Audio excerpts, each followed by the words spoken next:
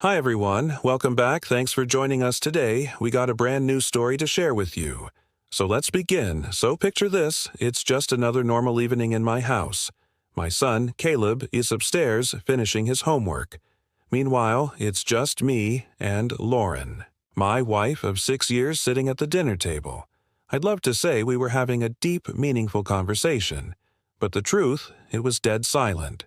She barely touched her food, just pushing it around with her fork like she was lost.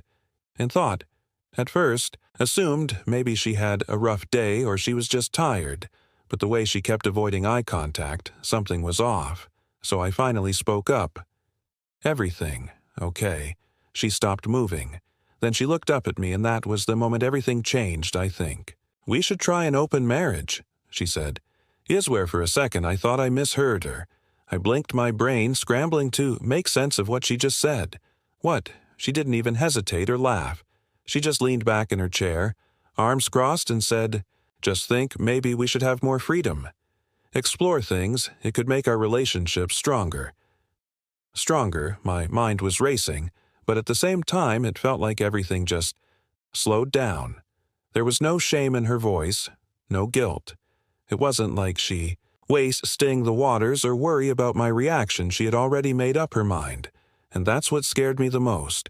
I could have blown up right there. I could have demanded to know what she was, thinking if there was already someone else, if I was just the last to find out, but I didn't. Instead, I just sat there. For a moment, when I finally spoke, my voice came out calm, steady. "That's not the marriage I signed up for." I kept my eyes locked on hers.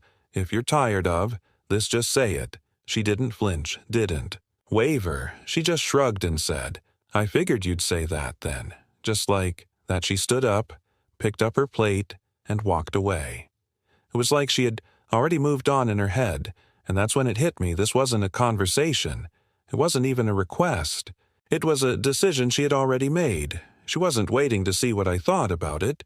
She was just informing me.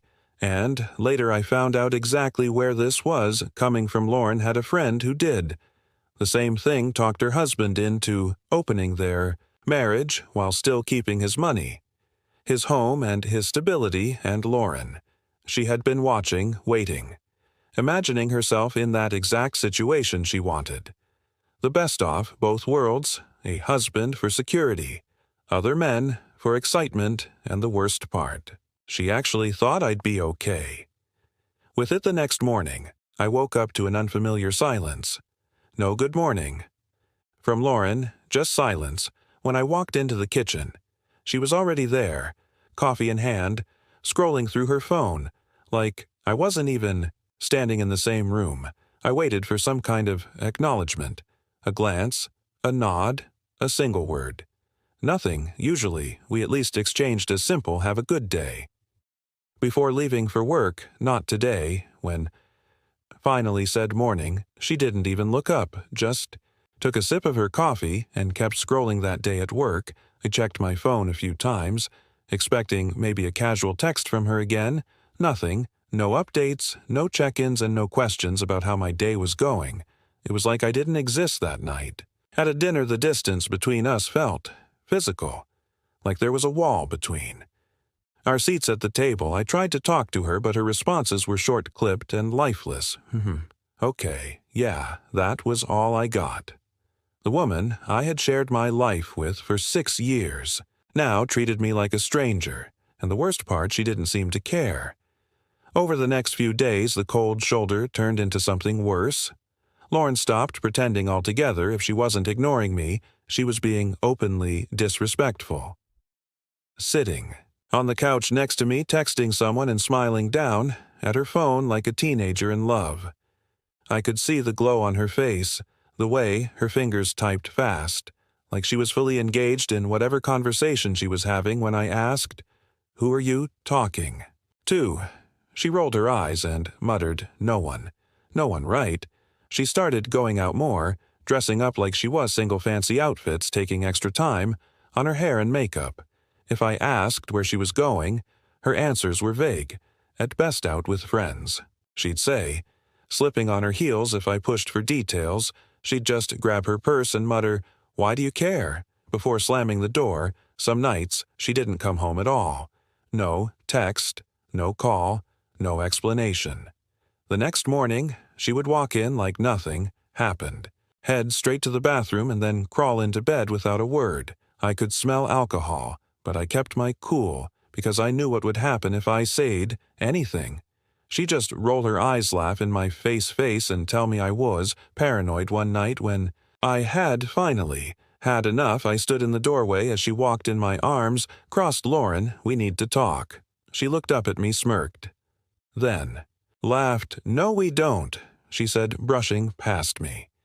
Then she walked into the bedroom and shut the door in my face. That was when I realized this wasn't just indifference, it was intentional. She wanted me to feel worthless. It's one thing to feel like your wife doesn't care about you anymore. It's another thing when your child starts. Noticing it too, one evening, I was standing in the kitchen, clearing the dinner table when Caleb looked up at me with his big, curious eyes. Dad, why doesn't Lauren eat with us anymore? For a second, I didn't know how to answer. How do you explain to an 11-year-old that the woman he considers family doesn't care about sitting at the same table, anymore, that she chooses to ignore us? I forced a smile, ruffling his hair. She's just been busy, buddy.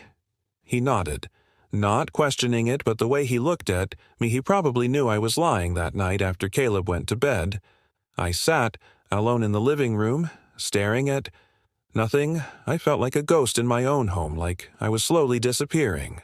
And Lauren didn't even have the decency to pretend to care. I got to my breaking point one night. It was late 2 a.m., to be exact, when I woke up to the sound of quiet giggles beside me. At first, I was disoriented, half asleep. I turned my head, blinking through the darkness, and there was Lauren lying next to me in bed, her phone screen glowing in the dim room.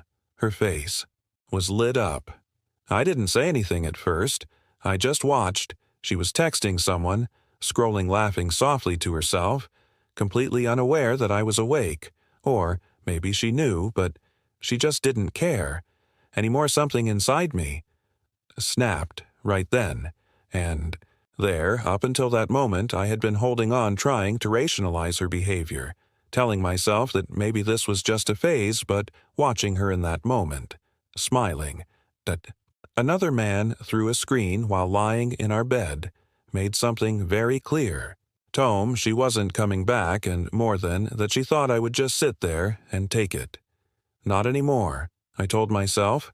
I refused to be a placeholder the next morning while Lauren was still asleep. I made a decision. I wasn't just going to leave, I was going to leave with a plan. From that moment on, I started documenting everything. Every late night, she came home without an explanation. Every time she ignored my questions with a dismissive, "Why do you care?" Then I got my one chance. Lauren left her phone and attended for a few minutes, and I took it. I opened her messages, took screenshots of every conversation she had with the men she was flirting with, and sent them to myself. I saved the proof because I wasn't going to let her twist the story when I walked away. Then, took the next step. I contacted a lawyer. I wanted to know my options and what I needed to do to make sure I had everything in place before I left. Wasn't just walking away, I was making sure Lauren would have no holdover over me once I was gone. After that, I spoke to me boss. I had been wanting to transfer to another state for a while now, but I'd never gone through with it. Because of Lauren, now that hesitation was gone. My boss approved it almost immediately. The last thing I did, I secured an apartment. In my new city, everything was set. A fresh start was waiting. All I had to do now was wait for the perfect moment. Leaving wasn't something I could do overnight. I had to be patient and watch, and what I saw only confirmed my decision. Lauren spiraled deeper into selfishness. She wasn't even pretending anymore. She made no effort to hide her disinterest, her disrespect. She left when she wanted and came back when she felt like it. If I asked a question, she looked at me like I was annoying her and Caleb. She barely acknowledged him, although he's not her biological child. If it was, like he didn't exist to her. She was so focused on chasing the life She thought she deserved that she didn't even care about the boy who lived under the same roof as her. That was when I knew it was time to go. Lauren probably woke up late. The morning we left, she had gotten comfortable in her routine sleeping, in taking her time before rolling out of bed, knowing she didn't have to rush for anything. But then she would have noticed something: the house was too quiet. Maybe at first she wouldn't think much of it, but as she moves through the house she will notice the little details. She will find the final piece when she wanders into the kitchen for her morning cup of coffee, which she takes every morning. I set the envelope on the kitchen counter right beside the coffee machine. I knew she would find it there the moment she reached for her first cup of the day. Inside, the divorce papers, and right on top of it, a small sticky note in my handwriting: "I hope you find the freedom you wanted." I can only imagine her reaction. I didn't know, and honestly, I didn't care, because there's no need. After I left, Lauren never called, she never reached out pretending to care if there was any part of her that missed me, or even the life we had built together. It wasn't enough for her topic. Up the phone, she didn't care. The only time I finally heard from her was through a lawyer. Not a phone call, not a message. A formal, legal demand, with her name stamped at the bottom. And what was after money? She didn't want to know how I was doing. She didn't want to fix things, she just wanted to pay out. Lauren wasn't interested in fighting for Caleb. He was never hers to begin with. She had never truly stepped into the role of a mother. And when I walked away, she didn't even try to pretend she wanted custody. But what she did want my money.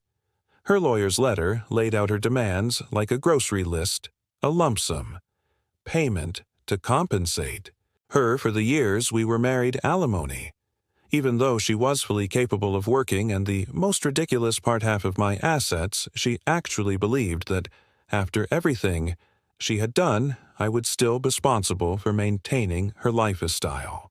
It was almost laughable, the entitlement, the sheer audacity. She wasn't asking for what was fair. She was asking to be rewarded for treating me like garbage. But I had no intention of playing along. Walking into that courtroom, I already knew how this was going to end. I had spent months preparing, gathering every piece of evidence I needed to make sure she didn't get a single cent from me.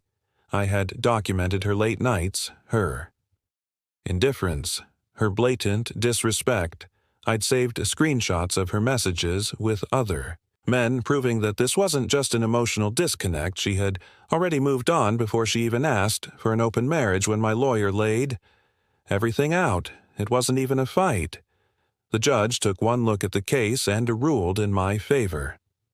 Lauren got nothing. She'd spent so much time acting like I was disposable, convinced that I would either stay and tolerate her behavior or leave and still be financially obligated to her. But now she had gambled and lost everything. She had no one to blame but herself. It had been over 2 years since I walked away, 2 years since Caleb and I packed up and left that house behind. In all that time, Lauren never reached out. She was perfectly fine with it, and I had moved on. I wouldn't say I was completely healed, but I was better. I was no longer waiting for an apology or some last-minute realization from her. I had come to terms with the fact that there would never be closure then. Out of nowhere, my phone rang. I was in the middle of making dinner when I saw the name flash across my screen.